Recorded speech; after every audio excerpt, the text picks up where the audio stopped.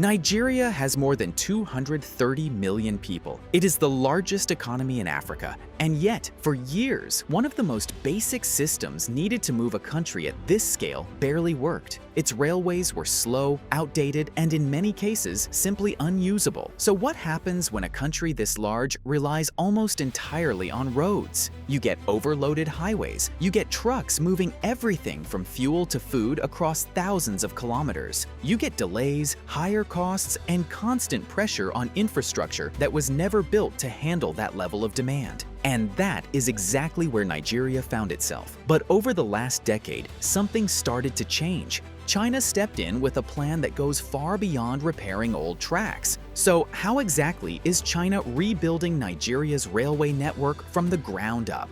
And more importantly, can this system actually fix the country's transport problem at this scale? To understand why this railway project matters, you first need to look at the system Nigeria had before any of these new lines were built. Nigeria's rail network was never designed for a modern, large-scale economy. Most of it dates back to the early 1900s, when the British built railways primarily to move raw materials from inland regions to coastal ports. Crops like cocoa and ground nuts, along with minerals, were transported out of the country as efficiently as possible. The purpose was extraction, not integration. The network was not built to connect major cities in a balanced way, and it was not designed to support industrial growth or high passenger demand. That original structure shaped how the system functioned for decades. Technically, the entire network relied on narrow-gauge tracks, measuring about 1,067 millimeters in width. Compared to modern standard-gauge systems, this limited both speed and capacity. Trains could not move as fast, and they could not carry the same volume of cargo, which made the system increasingly inefficient as demand grew over time. After independence, instead of undergoing a full modernization, the railway system faced years of underinvestment. Maintenance declined, equipment aged, and reliability dropped. Over time, large parts of the network became unusable. By the early 2000s, Nigeria still had more than 3,500 kilometers of rail lines on paper, but in reality, only a small portion remained operational. Even where trains were running, service was slow, inconsistent, and unable to meet the needs of a growing population. As the rail system weakened, road transport gradually took over. Today, more than 90% of freight in Nigeria moves by road. This includes imported goods arriving at Lagos ports, fuel distribution, construction materials, and agricultural products moving across long distances.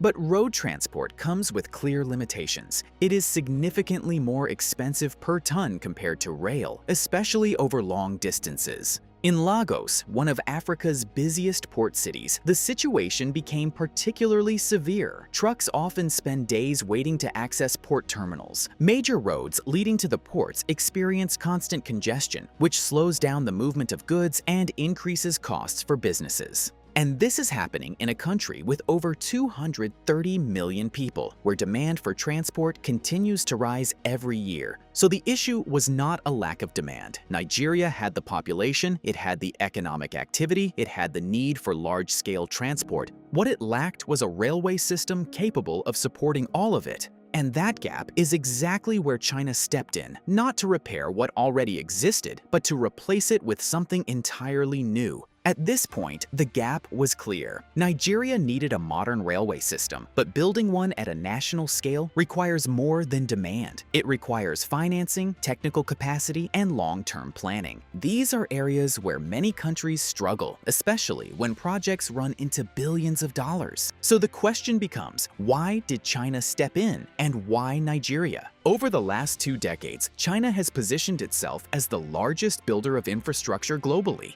Not just inside China, but across Asia, Africa, and parts of Europe through initiatives like the Belt and Road Initiative. Nigeria fits directly into that strategy. It is Africa's most populous country. It also has one of the largest economies on the continent and sits in a key position in West Africa, with access to major shipping routes through the Atlantic. From China's perspective, investing in Nigeria means working in a market with long-term demand for infrastructure and strong regional influence. From Nigeria's side, the priority was different. The country needed a partner that could fund and execute large projects quickly. Traditional financing options, such as multilateral institutions or Western-backed development programs, often come with longer timelines, stricter conditions, and limited scope for projects of this scale. China offered a different model. Financing typically comes through institutions like the Export-Import Bank of China, which provides loans specifically for infrastructure development. These loans are often tied to Chinese contractors, meaning the same ecosystem handles both financing and construction. That combination matters. It reduces delays between planning and execution. It allows projects to move forward as complete packages rather than separate phases.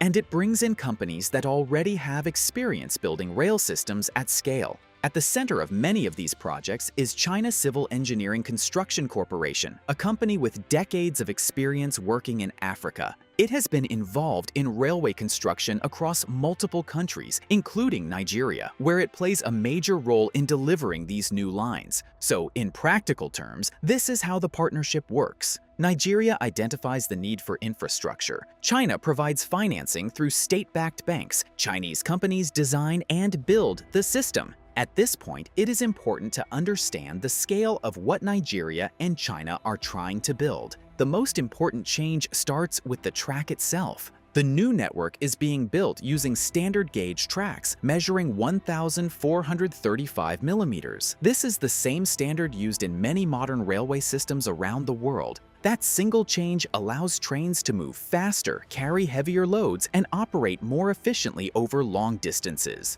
But track width is only one part of the plan. The larger goal is to connect Nigeria's key economic zones through a structured network. This includes linking coastal ports with inland cities, connecting industrial centers, and creating reliable corridors for both passengers and freight. At a national level, the system is designed around a few major routes. Lagos, the country's main economic hub and busiest port city, sits at one end of the network. From there, lines extend inland toward Ibadan, then further north to Abuja, the capital, and eventually to Kano, one of the largest commercial centers in the northern region. Other planned connections aim to link additional cities and regions, creating a system that can move goods and people across large distances without relying entirely on roads. In terms of scale, this is a multi-phase project involving thousands of kilometers of track. Each segment is developed as part of a broader network, rather than as isolated lines. That matters because rail systems only become truly effective when they operate as connected corridors. A single line can improve travel between two cities, but a network can reshape how an entire country moves. And that is the level Nigeria is aiming for. So when you look at this plan as a whole, it becomes clear that this is not a simple upgrade. It is a replacement. Nigeria is moving from a fragmented, underperforming railway system to a structured, standard gauge network designed to support long-term economic growth. But a plan at this scale only matters if it actually gets built. So the next question is, what does this look like on the ground? And the best way to understand that is to look at the first major line that has already been completed. Lagos to Ibadan Railway. The first clear example of this new system is the Lagos to Ibadan Railway. This line gives you a direct look at what Nigeria's rail network is becoming, not in theory, but in operation. The railway runs for about 157 kilometers, connecting Lagos, the country's main economic hub, to Ibadan, one of the largest cities in southwestern Nigeria. On its own, that might not sound like a massive distance, but this corridor carries some of the highest movement of people and goods in the country. Before this line was built, that movement relied almost entirely on roads, and those roads were under constant pressure. The new railway changes that. Construction on the Lagos-Ibadan Railway started in 2017, and the line was officially completed and opened for operations in 2021. In terms of cost, the project is estimated at around $1.5 billion, financed largely through loans from China, with the Nigerian government providing counterpart funding.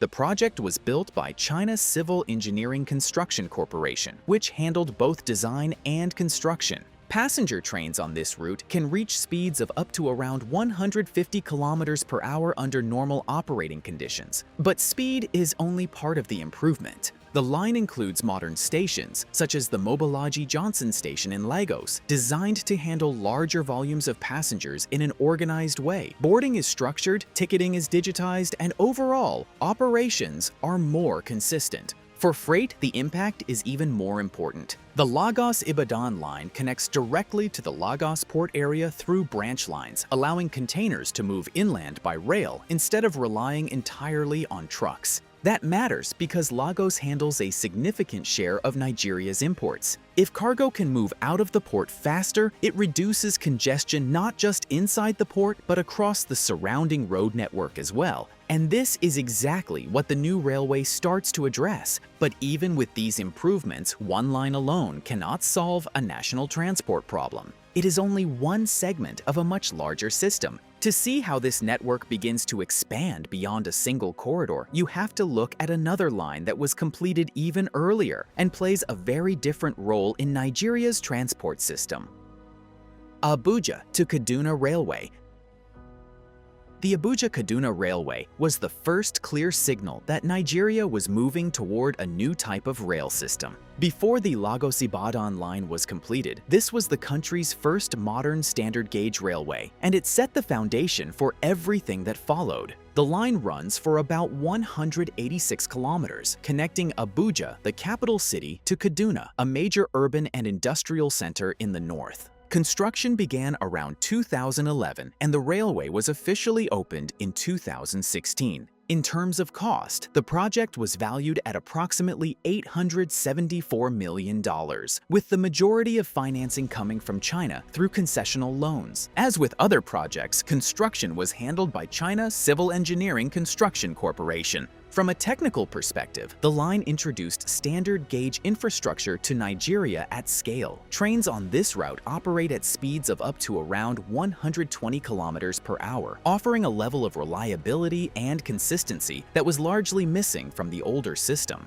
But what makes this line different is not just its design, it is how it is used. The Abuja-Kaduna Railway quickly became one of the busiest passenger rail routes in the country. Demand is consistently high, and trains often operate near full capacity. At the same time, the line also supports freight movement, although passenger demand has remained the dominant feature of this route so far. But like the Lagos-Ibadan line, this is still only one part of a much larger system. On its own, it connects two major cities. What Nigeria is aiming for is something much bigger, a continuous rail corridor that links the country from the coast all the way to the north. And that is where the next phase of the network comes in. The Lagos-Kano Mega Corridor.